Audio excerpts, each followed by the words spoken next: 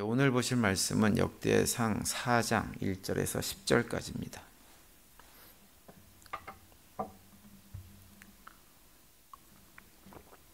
저랑 한 절씩 교독을 하시겠습니다. 유다의 아들들은 베레스와 헤스론과 갈미와 훌과 소발이라. 소발의 아들 르아야는 야핫을 낳았고 야핫은 아후메와 라핫을 낳았으니 이는 소라 사람의 종족이며 에담 조상의 자손들은 이스라엘과 이스마와 입바스와 그들의 매제 하술렐보니와 그돌의 아버지 분우엘과 후사의 아버지 에셀이니 이는 다 베들레헴의 아버지 에브라다의 맏아들 훌의 소생이며 두가의 아버지 아스훌의 두 아내는 헬라와 나하라라. 나하라는 그에게 아우삼과 헤벨과 데무니와 아하하스다리를 낳아주었으니 이는 나라의 소생이요 헬라의 아들들은 세렉과 이소발과 에드난이며 고스는 아누과 소베바와 하룸의 아들 하의 종족들을 낳았으며 야베스는 그의 형제보다 귀중한 자라. 그의 어머니가 이름하여 이르되 야베스라 하였으니 이는 내가 수고로이 낳았다 함이었더라. 야베스가 이스라엘 하나님께 아뢰어 이르되 주께서 내게 복을 주시려거든 나의 지역을 넓히시고 주의 손으로 나를 도우사 나로 환난을 벗어나 내게 근심이 없게 하옵소서 하였더니 하나님이 그가 구하는 것을 허락하셨더라. 아멘.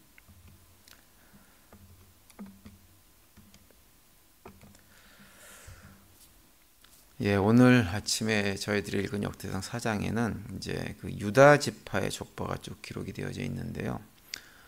역대상 1장부터 3장까지 이제 미리 혹시 읽어보신 분들도 계시겠지만 역대상을 읽어보면 1장부터 9장까지는 이스라엘 12지파의 족보들만 쭉 기록이 되어져 있습니다. 사람 이름들이 계속 나와요. 그래서 성경을 통독하시는 분들 입장에서는 좀 굉장히 읽기가 힘든 구간이 이 역대상 1장부터 9장까지의 내용입니다.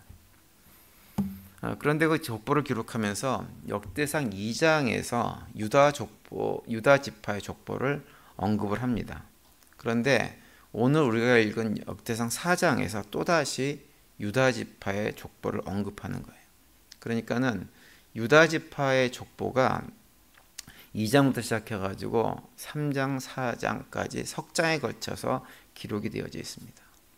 전체 9장이 12지파의 족보가 기록되어져 있는데 그 가운데서 석장이 유다지파의 족보가 기록되어져 있는 거예요. 그런데 이제 유다지파가 그렇게 기록되어져 있는 이유가 있습니다. 그것은 뭐냐면 이스라엘 12지파 족보 가운데 이스라엘 백성들이 가장 기억하고 있어야 될 가장 중요한 족보는 누구의 족보냐면 다윗의 족보예요. 다윗왕이 굉장히 중요하기 때문에. 그런데 이 다윗왕이 누구에게 속한 어느 지파에 속한 사람이냐 하면 바로 유다 지파에 속한 사람이죠. 그러다 보니까는 유다 지파의 족보도 다른 12지파의 족보에 비해서 굉장히 중요한 족보로 언급이 되어져서 이 역대상에서는 9장 가운데 석장 3분의 1이 유다 지파에 관한 족보 내용만 기록이 되어져 있는 것입니다. 그래서 이제 그 다윗왕의 족보 앞에, 그러니까 3장에는 다윗왕의 족보가 기록되어져 있고 2장에는 다윗왕 이전의 조상들의 족보가 기록되어져 있고 4장에는 다윗 이후의 유다 족보의 지파의 그 족보가 기록되어져 있는 것입니다. 그런데 이 4장에 보면 이 4장에 소개된 족보 중심에 다른 사람들은 그냥 이름만 쭉 언급이 되어져 있는데 유달리 딱 한 사람만 그 사람에 대해서 길게 언급되고 있는 사람이 한 사람 등장합니다. 그 사람이 누구냐면 바로 야베스라고 하는 사람이에요. 오늘 본문 9절과 10절을 다시 읽어드리면 이렇게 되어 있죠. 야베스는 그의 형제보다 귀중한 자라. 그의 어머니가 이름하여 이르되 야베스라 하였으니 이는 내가 수고로이 낳았다 함이었더라. 야베스가 이스라엘 하나님께 아뢰어 이르되 주께서 내게 복을 주시려거든 나의 지역을 넓히시고 주의 손으로 나를 도우사 나로 환난을 벗어나 내게 근심이 없게 하옵소서 하였더니 하나님이 그가 구하는 것을 허락하셨더라. 이렇게 기록을 하고 있습니다. 이 역대상 4장 10절, 특별히 10절 말씀은 우리가 너무나 잘 아는 야베스의 기도라고 하는 내용이 기록된 절입니다. 야베스라고 하는 사람은 그의 어머니가 그 자식을 낳으면서 아마도 굉장히 해산의 고통이 컸던 것 같아요. 아니면 아이를 임신한 이후에 그의 삶이 굉장히 힘들었던지. 그래서 아들을 낳고 그의 이름을 야베스, 수고, 고통이라는 뜻으로 이름을 지어주었습니다. 그런데 그런 이름을 가진 야베스라는 사람이 하나님께 자신의 삶이 환난에서 벗어나가지고 근심이 없는 삶을 살게 해달라고, 비록 내 이름은 수고 고통이라고 하는 이름이지만 내 이름과 달리 나의 삶이 환난에서 벗어나서 근심 없는 삶을 살게 해달라고 하나님께 간구했더니 어떤 일이 벌어졌냐 하면 하나님께서 그 기도를 들으시고 야베스가 구하는 것을 들어주셨다고 고백하는 것이 10절의 내용입니다. 그래서 이 야베스의 기도는 굉장히 유명한 기도입니다. 그래서 많은 목사님들이 이 기도를 소개하면서 우리도 야베스와 같은 기도를 해야 된다라고 말씀을 많이 하셨어요, 과거에. 한동안 굉장히 야베스의 기도라고 하는 것이 유행을 탔던 적이 있습니다. 그러다 보니까는 어떤 지경까지 갔냐 하면 야베스의 기도와 같은 기도문을 마치 주문처럼 외우게 되어지면 우리의 삶이 정말 그대로 응답된다. 그러니 우리도 야베스와 같은 기도를 하자. 막 이러면서 가르치기도 했었습니다. 그래서 오늘 아침에는 이 야베스의 기도에 대해서 함께 좀 생각을 해보려고 하는데요. 저희들이 이번 달에 읽게 되는 역대기라고 하는 책에 기록된 내용을 보면 어떤 내용이 쭉 기록이 되어져 있냐면 기록 내용만 놓고 보면 사무엘 상하하고 열왕기 상하에 기록된 이스라엘 역사 기록과 크게 차이가 없는 내용이 쭉 기록이 되어져 있습니다. 그런데 이 역대상하, 역대기라고 하는 이 책은 사실 기록된 때가 언제냐면 기원전 5세기 때예요. 기원전 5세기면 어느 때냐면 이스라엘 백성들이 바벨론에서 포로 생활을 하다가 돌아온 이후입니다. 돌아와가지고 예루살렘 성과 성전을 중건하기 위해서 애를 쓰고 있던 시절이에요. 그래서 성경적으로 보면 사무엘 상하, 열왕기 상하 시대가 아니라 에스라 느헤미야 시대하고 같은 시절에 기록된 책이 이 역대기, 역대상, 역대하 책입니다. 그런데 이제 당시 유다 백성들이 바벨론에서 포로에서 해방이 돼가지고 성전을 재건축하고 예루살렘 성을 재건하기 위해서 큰 어떤 포부를 가지고 본국으로 귀환을 했지만 성전을 재건하는 일도 그렇고 예루살렘 성을 재건하는 일도 그렇고 굉장히 어려움을 많이 겪었어요. 왜냐하면 방해가 많아가지고. 특별히 이제 산발랏이라고 하는 그 사마리아 지역을 다스리던 총독하고 암몬 지역을 관리하고 있던 도비아라고 하는 사람이 성전 재건하고 성벽 재건을 굳고 말려 방해를 해가지고 성전도 그렇고 성벽도 그렇고 굉장히 재건 사업이 아주 지지부진한 상태로 계속된 상황입니다.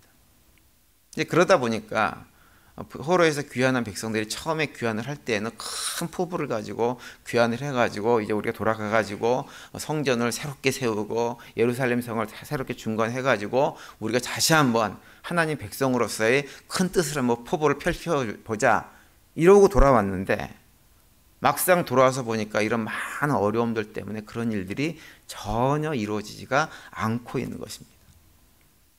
그래서 이제 하나님께서 주시는 언약의 말씀 이런 것들에 대한 확신들이 점점 사라지면서 이런 상황 속에서도 여전히 하나님은 우리와 함께 하시는가? 우리가 이렇게 어려움을 겪고 있는데 왜 하나님은 아무런 조치도 취하지 않고 계시는가? 과연 하나님은 우리에게 관심이라도 있으신 분이신가? 뭐 이런 생각들을 가지고 굉장히 영적으로 깊은 수렁 속에 빠져 있을 때가 기원전 5세기 이 역대기가 기록된 당시 상황이었습니다. 그래서 오늘 본문에 나온 야베스라고 하는 사람은 수고 고통이라고 하는 그 말의 의미는 그런 이스라엘 백성들의 당시 상태를 상징적으로 보여주는 인물입니다. 그리고 그가 기도를 해가지고 그 모든 삶이 회복됐다고 하는 것은 무엇이냐 하면 비록 우리의 현재 상태가 영적으로 실망과 좌절 가운데 빠져가지고 낙심 속에서 아무것도 못하는 그런 상황이긴 하지만 그럼에도 불구하고 하나님께서 마치 야베스의 기도를 응답하셨던 것처럼 그 기도를 들으시고 응답하셨던 것처럼 하나님은 여전히 우리와 함께 하시고 우리의 기도를 들으시고 우리의 문제를 해결해 주시는 분이다 라고 하는 응답을 이 야베스의 기도를 통해서 들려주고 있는 것입니다. 그래서 역대기는 바로 그런 하나님께서 우리가 비록 이 땅을 살아가면서 어떤 고난의 자리에 있다 하더라도 여전히 하나님 우리가 함께 하시는 분인가? 라고 하는 우리들의 질문에 그렇다. 내가 지금도 너희와 함께 있고 너희를 돕고 있고 너희를 붙들고 있다라고 하는 것을 응답하고 선포하는 책이 이 역대기라고 하는 책입니다. 제가 수요일에 요한계시록을 살펴보면서 설명을 드렸던 그 출애굽기 2장 25절에 나오는 야다라고 하는 단어를 여러 번 설명을 드렸죠. 그 야다라는 단어가 의미하는 것은 무엇이냐면 이스라엘 백성들이 애굽에서 100년이 넘는 세월 동안에 노예와 같은 아주 심한 고통 가운데 처해 있을 때 하나님께서 어디서 무엇을 하고 계셨는지를 우리에게 잘 설명해 주는 단어라고 여러 번 말씀을 드렸습니다. 그 단어는 우리에게 무엇을 얘기해 주느냐면 그 100년이나 넘는 오랜 세월 동안에 이스라엘 백성들이 심한 극심한 노예 상태로 고통을 당하고 있을 때 하나님이 바로 그 현장 가운데 함께 하셨음을 우리에게 보여주는 단어라고 여러 번 말씀을 드렸죠. 그래서 이스라엘 백성들이 얼마나 큰 고통 가운데 있었는지를 하나님께서 직접 그들의 고통 현장에 함께 하심으로 그 고통을 체험하셔가지고 그들의 고통을 다 알고 계셨다라고 해서 사용된 단어가 야다라고 하는 단어라고 말씀을 드렸습니다. 야다라는 말의 뜻이 안다라고 하는 뜻이 안다. 근데 아는 것이 그냥 공부해가지고 지식으로 머리로 아는 것이 아니라 실제 삶의 체험을 통해 가지고 마치 여인들이 해산의 고통을 해보고 아이를 낳아보고 해산의 고통이 얼마만큼 견디기 힘든 고통이라고 하는 것을 아는 것처럼 아는 것이 바로 야다라는 단어라고 하는 것을 여러 번 말씀을 드렸죠. 그 야다라는 단어가 우리에게 말씀해 주는 대로 하나님은 우리의 고통을, 자기 백성들의 고통을 결코 외면하시는 분이 아니십니다. 그리고 하나님은 늘 언제나 자기 백성의 고통 가운데 처해 있을 때 그 고통의 현장에 함께 하시면서 우리가 느끼든 못 느끼든 상관없이 하나님은 늘 우리와 함께 하시고 고통을 통해서 우리가 당하는 어려움들이 어떤 것인지를 너무나 잘 아시는 분이 우리 하나님이라고 하는 것을 이 출애굽기 2장 25절 말씀 우리에게 말씀해 주고 있는 거죠. 미국에서 운영하는 그 방송국 가운데 순교자의 소리라고 하는 방송국이 있어요. 영어로는 VOM, Voice of Martyr라고 하는 그 단체인데요. 이 단체는 루마니아 공산치하에서 지하운동을 펼쳤던 그 리처드 범브란트라고 하는 목사님이 세운 세계 선교 단체입니다. 근데 과거 이 단체에서 UPI라고 하는 유명한 통신사가 있죠. 근데 그 통신사하고 인터뷰를 해가지고 북한의 그 지하교회 실상을 갖다가 이렇게 아주 상세하게, 비교적 상세하게 밝히는 역할을 하기도 했던 단체가 이 VOM이라고 하는 순교자의 소리라는 방송사입니다. 그런데 이 단체를 세운 그 리차드 범브란트라고 하는 목사님은 유대인이에요. 유대계 루마니아인입니다. 26세에 이분이 이제 루마니아에 살다가 개종을 해가지고 루터교 목사가 되었습니다. 그래서 이 루마니아 안에 유대계 기독교 교회를 조직해가지고 활동하다가 나중에 이제 나치가 루마니아를 침공해서 점령했을 때 그 나치에 붙들려가지고 투옥을 하게 되어져요. 그래서 지하 감옥에 갇히게 되어집니다. 그러다가 이제 나치의 시대가 끝나고 이제 그 2차 세계대전이 끝난 다음에 루마니아가 이번에는 공산화가 되죠. 그래서 공산화가 돼가지고 또다시 1948년도에 루마니아 공산치하에서 8년 동안 투옥이 되어져요. 그러다가 풀려나고 또다시 1959년도에 또다시 투옥돼가지고 6년 동안 이제 투옥이 됐다가 1964년도에 서방에서 서방세계 도움으로 1만 달러의 보석금을 물고 서방세계로 탈출을 시켜줍니다. 이분이 14년 동안 지하 감옥 같은 데서 생활하는 동안에 어떤 모습을 보여줬냐면 고난받는 그리스도인의 어떤 표면적인 삶을 우리에게 보여주신 분입니다.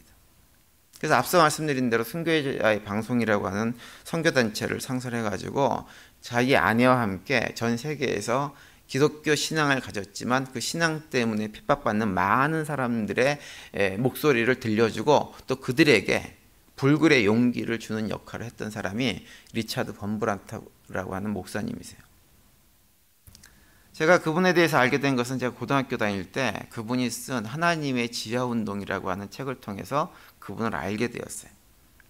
제가 그분의 책을 읽고 감동을 정말 크게 받아가지고 당시 어릴 때지만 철야 기도회, 새벽 기도회 매일 다니면서 하나님께 하나님 저도 이 리차드 본브란트 목사님처럼 중국이라고 하는 공산치하에 가서 선교사로 가가지고 하나님의 선교사로 쓰임받게 해달라고 얼마나 뜨겁게 기도했는지 모릅니다. 근데 하나님은 저를 선교사로 보내시지는 않으셨어요. 우리 성도님들도 기회가 되면 그 리차드 본브란트 목사님의 하나님의 지하운동이라는 책을 꼭 읽어보시기 바랍니다. 그런데 그분 책에 보면 자신이 지하 감옥에서 정말로 견딜 수 없는 고통을 극심하게 당하고 있을 때 너무 고통이 심해가지고 어떤 생각이 들었냐면 하나님 도대체 어디 계시느냐라고 하는 그런 낙심 속에서 절망의 시간을 오랫동안 보냅니다. 그런데 나중에 그분이 그 지하 감옥 속에서 확인한 건 뭐냐면 그 지하 감옥 속에서 함께 자신과 사역하시는 하나님을 발견하게 되어져요. 거기 하나님이 계시더라는 거예요. 그래서 그 책의 제목이 하나님께서 그 지하에서 운동하고 계셨다. 하나님의 역사하고 계셨다라고 하는 의미에서 하나님의 지하운동이라고 하는 책의 제목으로 정해서 간증책을 내게 되어집니다. 우리가 분명히 기억해야 될 것은 하나님은 늘 우리와 함께 하시고 우리가 한 치 앞도 내다볼 수 없는 그런 상황 속에서도 자기 백성을 도우시고 결국은 마침내 승리를 거두게 하시는 분이 우리 하나님이라는 사실이에요. 우리가 이걸 잊지 말아야 됩니다. 포로 귀환 후에 정말 절망적인 상황 속에 있었던 이스라엘 백성들을 도우셨던 하나님이 여전히 본브란트 목사님이 지금 지하 감옥에서의 고통당하고 있을 때 하나님께서 함께 하셨고 그 하나님은 여전히 지금도 우리가 이런저런 고통과 어려움 가운데 있을 때 우리를 도우시고 힘을 주시고 능력을 주시고 승리케 하고 계시다고 하는 사실을 우리가 잊지 마시기를 간절히 바랍니다. 그래서 오늘 아침에 나오신 우리 모두 야베스의 기도에 응답하시고 그를 존귀한 자로 세우신 하나님께서 우리의 삶 가운데서도 우리의 기도를 들으시고 우리를 존귀한 자로 존귀한 공동체로 세워나갈 것을 믿고 그 믿음을 가지고 살아갈 수 있는 우리 모두가 되시기를 간절히 바랍니다. 그래서 비록 우리의 삶이 수고와 고통 가운데 힘들고 어려운 가운데 처한다고 해도 믿음을 굳게 지키고 주님을 바라보시는 가운데 우리의 삶도 야베스의 삶처럼 새롭게 되어진 복을 풍성히 누리는 삶을 살아가는 우리 모두가 될 수 있게 되기를 간절히 바랍니다. 오늘도 그런 고백 가운데 믿음으로 승리하시고 또 주님께 주신 평강이 넘치는 복된 하루가 되시기를 간절히 축원드립니다.